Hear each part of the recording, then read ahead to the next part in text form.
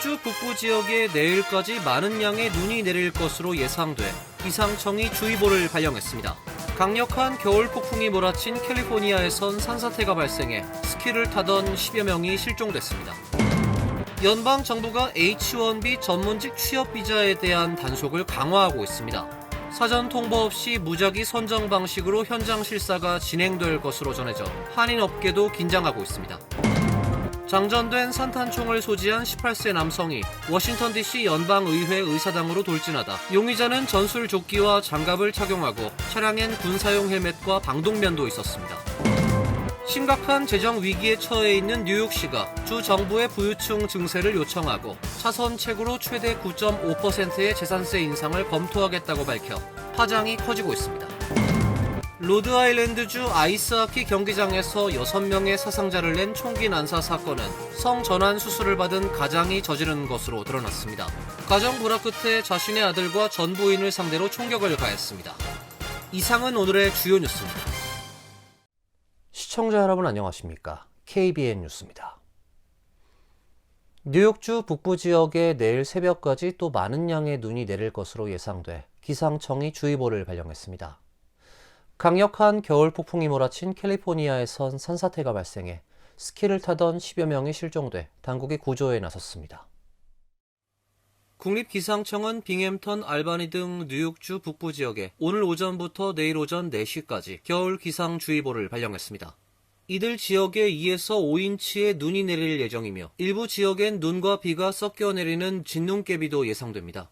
기상청에 따르면 북부 지역은 오늘 밤 기온이 화씨 10도까지 떨어질 예정으로 내린 눈이 얼어 도로 결빙이 예상된다며 내일 출근길 각별한 주의를 당부했습니다. 보스턴 기상청도 겨울 기상주의보를 발령하고 매사추세츠주 서부와 중부 대부분 지역에 2에서 4인치 사이에 눈이 내릴 것으로 예상했습니다. 반면 뉴욕시와 뉴저지 대부분의 지역은 오늘 하루 종일 비가 내렸습니다. 한편 강력한 겨울 폭풍이 몰아친 캘리포니아 북부 산악지대에서 대형 눈사태가 발생해 설산에서 스키를 타던 10명이 실종됐습니다. 캘리포니아주 네바다 카운티 보안관실은 어제 오전 11시 30분께 타호 호수 인근 캐슬피크 지역에서 눈사태로 스키를 타던 16명이 휘말렸다는 신고를 받았다고 밝혔습니다.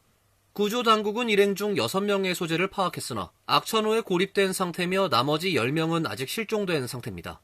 소재가 파악된 일행들은 방수포 등을 이용해 임시 대피소를 마련하고 문자 전송이 가능한 비상 신호기를 이용해 당국과 소통하며 구조를 기다리고 있는 것으로 알려졌습니다. 연방 정부가 H-1B 전문직 취업 비자에 대한 단속을 강화하고 있습니다. H-1B 직원을 고용한 기업들을 대상으로 현장 실사를 예고했는데요. 특히 사전 통보 없이 무작위 선정 방식으로 진행될 것으로 전해지면서 한인 업계에도 긴장이 퍼지고 있습니다.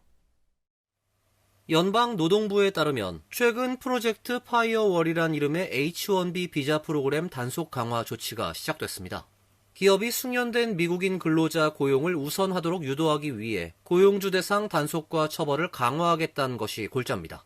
이민 변호사 업계는 H-1B 비자를 통해 직원을 고용한 기업은 사전 통보 없는 무작위 현장 실사를 자주 받게 될 수 있다며 주의를 당부하고 있습니다.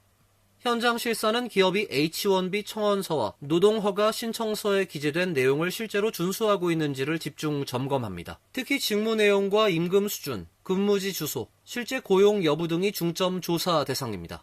이민 변호사 협회는 지난 1월 노동부가 프로젝트 파이어월과 관련된 고용주 대상 안내문을 배포했다며 해당 안내문엔 H-1B 비자 고용주의 의무사항과 위반에 대한 신고 방법 등이 포함되어 있다고 밝혔습니다. 해당 안내문은 고용주가 근로자를 고용할 때 자격을 갖춘 미국인을 우선시하도록 하고 H-1B 비자 제도를 악용하는 고용주에게 책임을 묻겠다는 내용 등이 명시됐습니다. 연방노동부에 따르면 프로젝트 파이어월엔 장관 직권으로 고용주에 대한 조사를 개시할 수 있다는 새로운 방식이 포함됐습니다. 별도의 신고가 없어도 H-1B 비자 프로그램 관련 법을 어겼다는 합리적 근거가 있을 경우 노동부 장관이 단속을 허가할 수 있도록 했습니다. 또 단속을 위해 노동부는 연방법무부와 USCIS, 평등고용기회위원회 등 다른 연방기관들과 협력한다고 밝혔습니다. 한편 폭스뉴스는 지난해 11월 기준으로 노동부는 H-1B 비자 프로그램 악용 사례와 관련해 최소 175건의 조사를 진행 중이라고 밝혔습니다. 연방정부의 강경 이민 단속 정책을 적극 추진해온 DHS가 최근 논란의 대상이 되고 있습니다. 장관과 수석 보좌관의 로맨틱한 관계에 대한 보도에 우려가 나오고 있으며 대변인은 총격 사건 브리핑에 대한 책임으로 사임할 것으로 알려졌습니다. 로이터 통신은 어제 정부 관계자 2명을 인용, DHS 대변인 트리샤 맥러플린이 대변인직에서 사임할 예정이라고 보도했습니다. 맥러플린은 트럼프 대통령의 강경 이민 정책을 적극 지지해온 인물로 DHS의 언론 대응과 홍보 업무를 총괄해왔습니다. 그러나 DHS는 연방 이민 단속 요원들이 연루된 폭력 사건 이후 부정확하거나 불완전한 발표를 했다는 비판을 받았습니다. 특히 미네소타주 미니애폴리스에서 연방 이민 단속 요원들이 미국 시민 2명을 사살한 사건 이후 트럼프 행정부의 이민 단속 정책에 대한 여론 지지는 지난 1월 대통령 임기 중 최저 수준으로 떨어졌습니다. 크리스티놈 DHS 장관은 총격 사건 피해자 중 한 명인 알렉스 프레티에 대해 테러리스트라고 불러 사퇴 압력을 받고 있습니다. 맥러플린의 향후 행보는 아직 알려지지 않고 있습니다. 한편 월스트리트저널은 놈 장관과 수석 보좌관인 코리 레반도프스키의 가까운 관계가 트럼프 대통령과 다른 백악관 최고의 참모들의 우려를 샀다고 보도했습니다. 레반도프스키는 애초 놈 장관의 비서실장으로 일하길 원했지만 트럼프 대통령은 두 사람 사이의 로맨틱한 관계에 대한 보도들 때문에 그 인사안을 거부했다고 전했습니다. 트럼프 대통령은 16일 플로리다주에서 백악관으로 복귀하는 전용기 안에서 놈 장관과 레반도프스키의 관계를 둘러싼 루머에 대해 들어본 적이 없다고 밝히면서도 그것에 대해 알아볼 것이라고 말했습니다. 트럼프 대통령은 대선 때부터 자신을 적극 지지한 측근 놈 장관 해임에 대해 선을 긋고 있지만 트럼프 2기 후반부 국정 운영에 결정적 영향을 미칠 11월 중간선거에서 놈 장관과 DHS에 대한 부정적 여론이 여당인 공화당의 악재가 될 것이란 우려가 이어지고 있습니다. 장전된 산탄총을 소지한 18세 남성이 워싱턴 DC 연방의회 의사당으로 돌진하다 경찰에 체포됐습니다. 용의자는 전술조끼와 장갑을 착용하고 있었고 차량 안엔 군사용 헬멧과 방독면도 있었습니다. 연방의사당 경찰청 마이클 설리번 청장은 어제 장전된 산탄총을 소지한 18세 남성이 연방의회 의사당으로 돌진하다 경찰에 체포됐다고 밝혔습니다. 경찰에 따르면 이 남성은 어제 정오 직후 흰색 메르세데스 SUV를 의사당 인근에 주차한 뒤 의회가 있는 건물 쪽으로 달려갔습니다. 남성은 장전된 산탄총을 들고 있었으며 전술조끼와 전술장갑을 착용한 상태였습니다. 차량 안에선 군사용 헬멧과 방독면도 발견됐습니다. 건물 밖에 배치된 경찰이 다가가 남성을 제지하자 그는 지시에 따라 무기를 내려놓고 바닥에 엎드린 상태로 체포됐습니다. 당국은 사건 직후 의사당 외곽경계 구역을 한때 통제하고 경비 태세를 강화했습니다. 연방의회는 이번 주 휴회 기간으로 사건 당시 의사당에는 제한된 인원만 근무 중이었던 것으로 전해졌습니다. 수사당국은 현재까지 단독 범행 가능성에 무게를 두고 있으며 공범 여부와 범행 동기, 이동 경로 등을 조사하고 있습니다. 경찰은 아직 남성의 신상 정보를 공개하지 않았으며 현재 정확한 범행 동기를 조사하고 있습니다. 심각한 재정 위기에 처해 있는 뉴욕시가 다음 회계연도 예비 예산안을 발표했습니다. 뉴욕시는 재정 위기 탈출을 위해 주 정부의 부유층 증세를 요청하고 차선책으로 최대 9.5%의 재산세 인상을 검토하겠다고 밝혔습니다. 조란 맘다니 뉴욕시장은 어제 1270억 달러 규모의 2026-27 회계연도 예비 행정 예산안을 발표하고 약 54억 달러 규모의 재정 적자를 메우기 위해 부유층과 대기업에 대한 세율 인상이 필요하다고 강조했습니다. 지난해 6월 뉴욕시 의회가 승인했던 2025-26 회계연도 예산보다 111억 달러 늘어난 규모입니다. 맘다니 시장은 근로계층 및 중산층에겐 부담을 전가하지 않겠다며 연소득 100만 달러 이상 고소득자에 대한 개인소득세 인상과 대기업 법인세 인상을 주 정부에 공식 요청했습니다. 세율 인상 권한은 뉴욕 주 정부에 있어 만약 주 정부가 증세안을 승인하지 않을 경우 맘다니 시장은 최대 9.5%의 재산세 인상이란 차선책을 검토하겠다 밝혔습니다. 이는 주택 소유주와 중산층 가구의 직접적인 부담으로 이어질 수 있어 파장이 클 전망입니다. 캐시 호컬 뉴욕 주지사는 재산세 인상에는 반대 입장을 밝히면서도 부유층 증세에 대해서는 신중한 태도를 보이고 있습니다. 앞서 주 정부는 뉴욕시와 약 15억 달러 추가 재정 지원을 결정했으나 시가 요구하는 수준엔 미치지 못하는 수준입니다. 뉴욕시는 다음 회계연도 예산을 저소득층 지원에 적극 투입하겠다는 입장입니다. 6억 6,200만 달러를 투입해 저소득 주택 현대화 및 보수를 진행하고 저소득층 식량 지원 프로그램에 5,400만 달러를 투입하겠다고 밝혔습니다. 또 최근 폭설이 뉴욕시를 강타한 만큼 1억 달러를 제설 작업에 투입하고 4,820만 달러는 정신건강 응급 프로그램에 4,800만 달러는 법률 지원 인력 확충에 배정했습니다. 뉴욕시 정부와 시의회와의 예산안 협상 마감일은 6월 30일입니다. 오는 6월 치러지는 뉴저지주 예비선거에서 뉴저지 최대 한인타운 펠팍 시장직을 놓고 민주당 한인 후보들이 경선을 펼치게 됐습니다. 앞서 출마를 선언한 민석준 의원에 이어 폴김 현 시장이 재선을 위한 출마를 공식 선언했습니다. 뉴저지 펠팍 폴김 시장이 타운 개혁을 위한 재선에 도전합니다. 김 시장은 어제 언론사에 보낸 성명에서 지난 2년 동안 이루어낸 변화가 결코 작지 않았으며 주민들과 함께 만들어낸 의미 있는 진전이었다고 강조하고 개혁을 완성할 두 번째 임기가 필요하다며 6월 민주당 예비선거 출마를 선언했습니다. 그리고 우리가 2년 전부터 개혁을 시작했는데요. 이제 시작하는 거라서 우리가 저가 조금 더 관여하고 진짜 개혁을 해서 우리가 기반을 만들 수 있을 때까지 저가 한 번 더 하고 싶어서. 김 시장은 과거에 잘못된 지도자들이 권력을 되찾기 위해 움직이고 있다며 공동체보다 개인의 이익을 앞세운 사람들의 시대는 이제 끝나야 한다고 강조했습니다. 주민들의 세금을 덜 받고 그리고 매니지먼트가 너무 안 좋았어요. DPW, 경찰서, TEO 이런 거를 좀 고치는 게 시간이 걸립니다. 30년 동안 비리가 있었습니다. 작아도. 김 시장은 펠팍의 미래는 특정 커뮤니티만을 위한 것이 아니라 모든 주민이 함께 어울려 살아가는 타운이 돼야 한다며 한인과 타민족이 함께 서로를 포용하고 협력하고 존중하는 커뮤니티가 되도록 노력하겠다고 밝혔습니다. 김 시장의 재선 도전 선언에 민주당 예비선거는 한인 후보가 한 경선이 치러지게 됩니다. 앞서 민석준 시의원은 시장 예비선거에 출마한다고 밝힌 바 있습니다. 로드아일랜드주 고교 아이스하키 경기장에서 6명의 사상자를 낸 총기 난사 사건은 성전환 수술을 받은 가장이 이로 인한 가정 불화 끝에 자신의 아들과 전부인 및 처가 일가족을 상대로 저지른 것으로 드러나 충격을 주고 있습니다.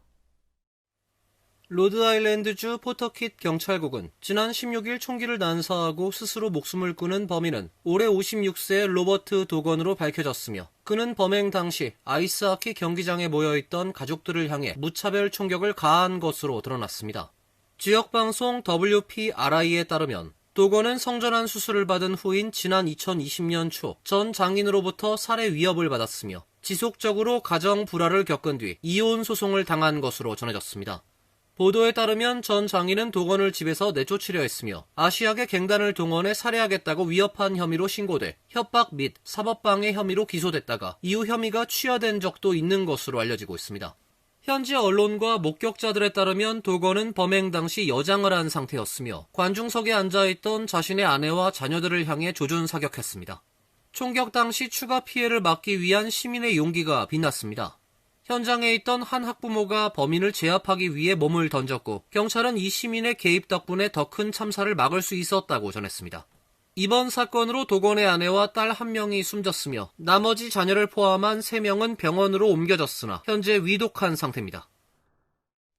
뉴욕 맨해튼의 마천루 사이로 유유히 산책을 즐기는 야생 칠면조 한 마리가 나타나 화제가 되고 있습니다. 주로 공원을 산책하며 시민들의 사랑을 독차지하고 있는데요. 안전을 위해 3명의 여성들이 칠면조를 그림자처럼 수행하고 있습니다. 뉴욕타임스는 도심 한복판에서 야생 칠면조 한 마리를 지키기 위해 자발적으로 보호단을 자처한 뉴요커들의 이색적인 풍경을 보도했습니다. 지난해 봄 퀸즈 아스토리아에서 처음 발견돼 지역 이름을 딴 이 칠면조는 루스벨트 아일랜드와 이스트강을 거쳐 맨해튼에 입성했습니다. 현재는 맨해튼 남단 배터리팍 인근에 자리를 잡고 뉴요커들의 사랑을 독차지하고 있습니다. 놀라운 점은 이 칠면조를 그림자처럼 수행하는 3명의 여성이 있다는 것입니다. 스텔라 해밀턴, 앙케 프롤리히, 케이코 코미아로 구성된 이들은 매일 아침 저녁으로 아스토리아의 일거수일투족을 살피고 있습니다. 이들은 단체 채팅방을 통해 칠면조의 위치와 건강 상태를 실시간으로 공유하며 마치 공동 육아를 하듯 칠면조를 보살피고 있습니다. 이들이 가장 신경 쓰는 부분은 단연 아스토리아의 안전입니다. 지난 2014년 같은 공원의 마스코트였던 야생 칠면조 젤다가 교통사고로 세상을 떠난 전례가 있어 보호에 더욱 각별한 공을 들이고 있습니다. 뉴욕시 공원국 관계자는 맨해튼에 칠면조가 사는 것이 흔한 일은 아니지만 뉴욕시는 야생 칠면조가 살기에 꽤 괜찮은 환경이라고 설명했습니다. 다만 당국은 야생 동물이 사람을 먹이 공급원으로 인식할 경우 발생할 수 있는 부작용을 우려해 직접적인 먹이 주기 등은 자제할 것을 권고하고 있습니다. 이어서 간추린 소식입니다. 대통령 전용기 에어포스원의 디자인이 트럼프 대통령의 취향대로 변경됩니다. 미 공군은 새로 도입하는 에어포스원 항공기를 기존의 연한 파란색과 흰색 대신 빨간색, 흰색, 짙은 파란색 조합의 금띠를 두른 모습으로 도색할 예정이라고 밝혔습니다. 현재 항공업체 보잉사가 에어포스원 전용으로 개조 중인 신형 보잉 747 기종 2대와 카타르가 작년 트럼프 대통령에게 선물한 보잉 747 1대가 새로운 색깔의 옷을 입습니다. 부통령 등 고위 관료와 국회의원 수송에 쓰이는 보잉 757-200 항공기 4대들도 새롭게 도색됩니다. 트럼프 대통령은 작년 1월 백악관에 재입성한 뒤 집무실에 새로운 색의 에어포스원 모형을 장식해놓고 디자인 변경 욕심을 드러냈습니다. 어제 저녁 유튜브 모바일과 웹서비스에서 약 1시간가량 접속 장애가 발생했습니다. 유튜브 측은 추천 시스템 문제로 홈페이지, 앱, 유튜브 뮤직, 유튜브 퀴즈를 포함한 유튜브의 모든 화면에 동영상이 표시되지 않았다며 안전한 해결을 위해 작업 중이라고 공지했습니다. 유튜브 측은 서비스 업데이트 중 홈페이지 화면에 데이터 인덱싱 오류가 있었다며 상세한 원인을 파악 중이라고 전했습니다. 데이터 인덱싱이란 특정 데이터가 어디에 있는지 주소록을 미리 만들어두는 작업을 말합니다. 유튜브 측은 문제가 되는 데이터를 차단 처리하면서 홈페이지 화면을 정상화했고 유튜브 공식 블로그와 SNS를 통해 이용자에게 정상화를 보지했습니다. USA 투데이는 지난 16일 연방법원 북부 캘리포니아 지법에 제출된 합의안에 따르면 구글은 지난 1월 제기된 2건의 소송 해결을 위해 총 약 1억 2천만에서 1억 3,500만 달러를 지급하기로 했다고 보도했습니다. 법원 승인이 이루어질 경우 소송 참여자들에게 1인당 $100 수준의 보상이 지급될 전망입니다.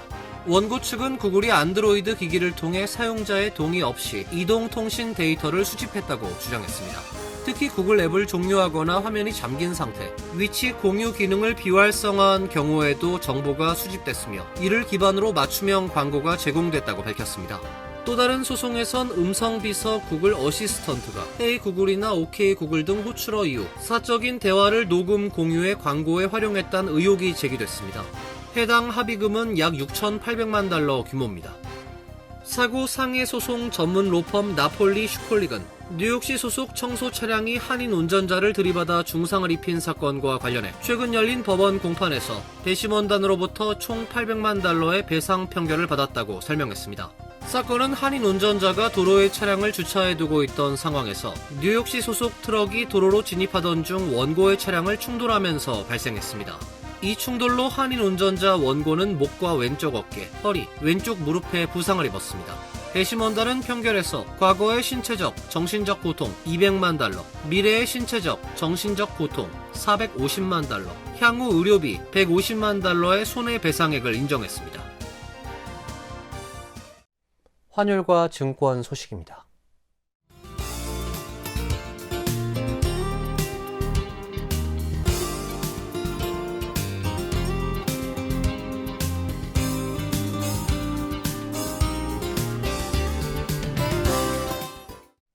이어서 날씨입니다. 내일은 구름이 많은 흐린 날씨가 예상됩니다. 낮 최고 기온 42도, 섭씨 9도, 밤 최저 기온 34도, 섭씨 4도로 예상됩니다. 금요일은 다시 비가 예보돼 있습니다. 토요일은 구름이 많은 날씨가 예상됩니다. 이상으로 KBN 뉴스를 마칩니다. KBN과 함께 즐거운 시간 되시길 바랍니다.